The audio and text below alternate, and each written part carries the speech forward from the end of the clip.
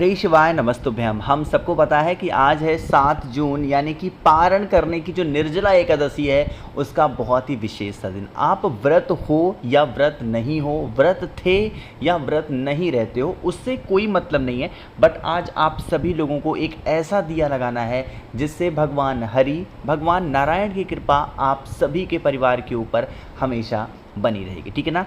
ये जो दिया आप लोग को स्क्रीन पे दिखाई दे रहा है, आज के दिन आप सभी को यही दीप अपने घर पे प्रज्वलित करना है।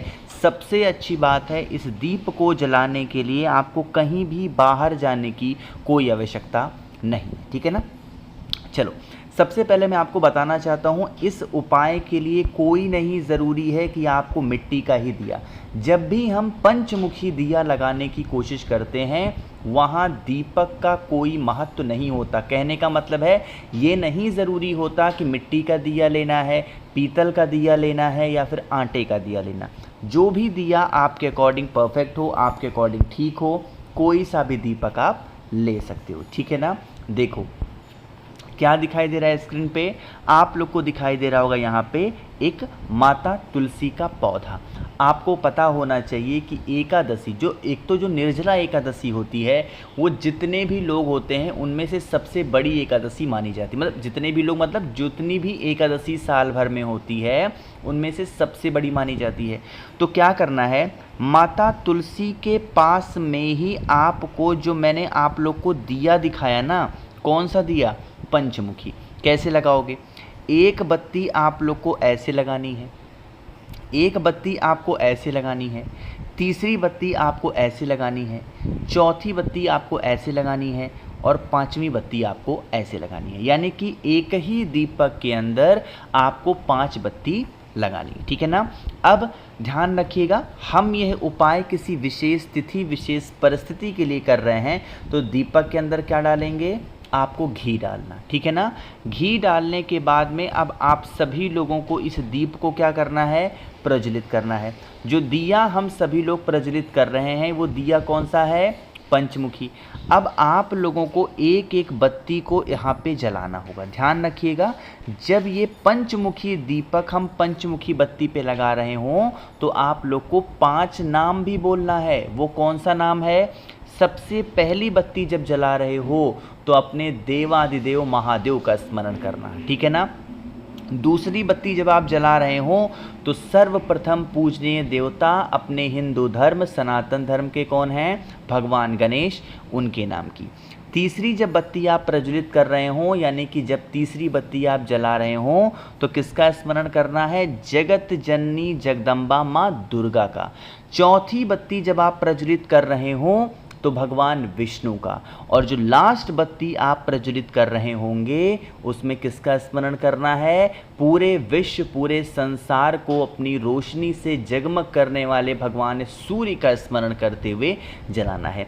तो 5 बत्तियों को 5 देवी देवताओं का स्मरण करके जलाना है। और अगर आपको याद होगा तो यही जो 5 देवी देवता हैं ये कौन है, अरे बताओ जल्दी से, इन्हीं को तो शिव पंचायत बोलते हैं। बस एक चीज़ का विशेष ध्यान दीजिएगा, जो मैंने पौधा भले ही तुलसी माता का दिखा दिया, इस दीपक को तुलसी माता के पौधे के पास ना लगा करके कहाँ पे लगाओगे, अपने घर के मेन गेट के पास में लगाना, जिससे भगवान हरि की भी कृपा बनी रहेगी, माता तुलसी की भी बनी रहेगी और जितने भी शिव पंचायत में देवी देवता हैं आपके घर में वो हमेशा वास ज़रूर करेंगे। ठीक है ना।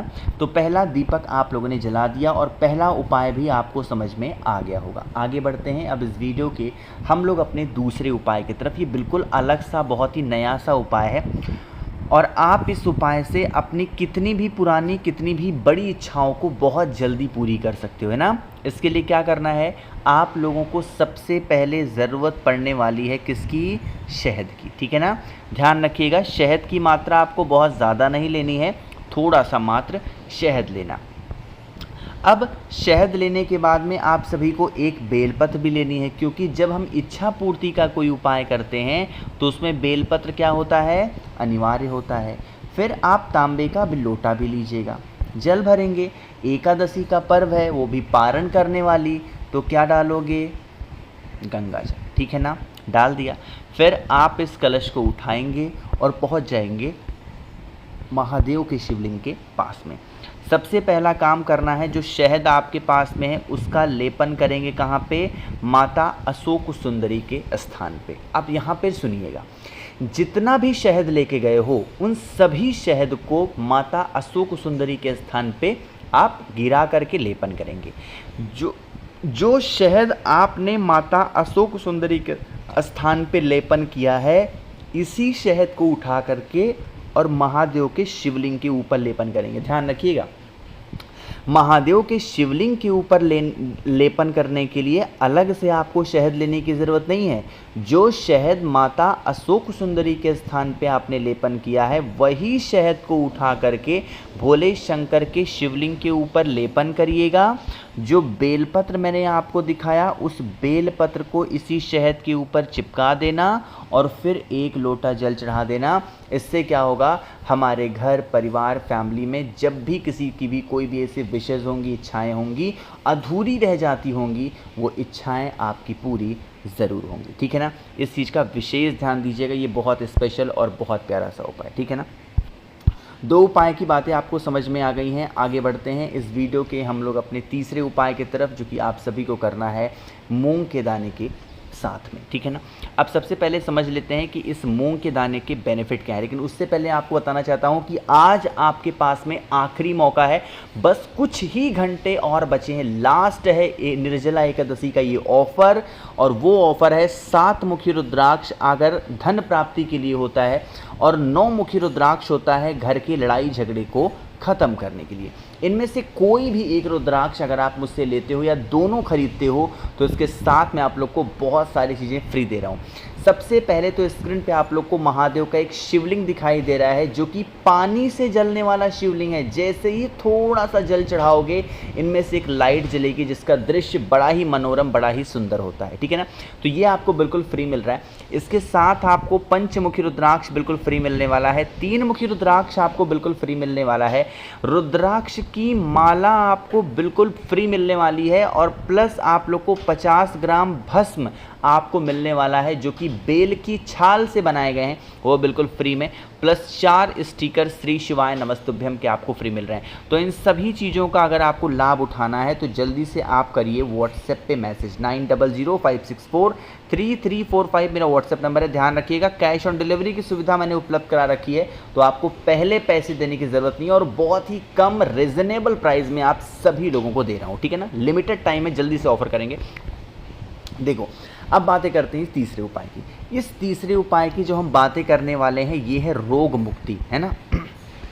जैसे घर में परिवार में अगर कोई ऐसा सदस्य है जो बहुत ज़्यादा बीमार रहता है, तो सबसे पहले क्या करना है, 1 चुटकी मूंग के दाने ले लो। ठीक है ना, 1 तांबे का लोटा ले लो, जल भर लेना। एकादशी का पर्व है, तो क्या डालोगे, गंगा जल, और जो 1 चुटकी मैंने आपको मूंग के दाने को दिखाया उसे डाल देना, है ना। फिर आप इस कलश को उठाएंगे और भोले शंकर के शिवलिंग के पास पहुंच जाएंगे। जितना भी जल आपके कलश में है मूंग के दाने वाला, उसे कुंदकेश्वर महादेव के नाम से 7 बार में चढ़ाएंगे। एक ही बार में पूरा चढ़ा नहीं देंगे, सीधा जल महादेव के शिवलिंग के ऊपर, और एक ही बार में अगर आप समर्पित कर देते हैं, तो इससे आपके घर परिवार में कोई व्यक्ति रोगी नहीं होगा, और अगर कोई है तो बीमारियां उसकी ख़त्म बहुत जल्दी हो जाएंगी। ठीक है ना, आगे बढ़ते हैं इस वीडियो के सबसे आखिरी उपाय की तरफ, जो कि एकादशी का बहुत पावन सा और बहुत प्यारा सा उपाय है। लेकिन कैसे करना है बातें करेंगे। सबसे पहले करिए वीडियो को लाइक, जिसने अभी तक चैनल को सब्सक्राइब नहीं किया, मेरी आवाज़ आप पहली बार सुन रहे हैं, चैनल को ज़रूर सब्सक्राइब करेंगे। ठीक है ना, यह उपाय धन संपदा के लिए है। 41 चने की दाल को लेंगे, 41। ठीक है ना, कुछ नहीं करना है, बस सीधा जाओ महादेव के शिवलिंग के पास में, 41 चने की दाल लो, पहले 1 लोटा जल चढ़ाओ, हाथों से जल का लेपन महादेव के शिवलिंग के ऊपर करो, और जो 41 चने की दाल बताया मैंने ना, उसे कुंदकेश्वर महादेव के नाम से चढ़ा देना। साल भर पैसों की दिक्कत होगी नहीं, और तब भी दिक्कत होती है तो 7 मुखी रुद्राक्ष अपने गले में धारण कर लो, परिवार में सभी को पहना दो। पैसे तो क्या होते हैं आपको पता भी नहीं चलेगा, इतने पैसे आएंगे आपके पास। ठीक है ना, तो करिएगा ज़रूर। बाकी मैंने कोशिश की आप सभी को सब कुछ अच्छा बताने की। वीडियो पसंद आई हो तो लाइक करिएगा, कुछ पूछना है नीचे कॉमेंट सेक्शन में पूछें, और और मेरे जितने भी भाई बहन आवाज़ आज मेरी पहली बार सुन रहे हैं, चैनल को ज़रूर सब्सक्राइब करेंगे। श्री शिवाय, नमस्तुभ्यम।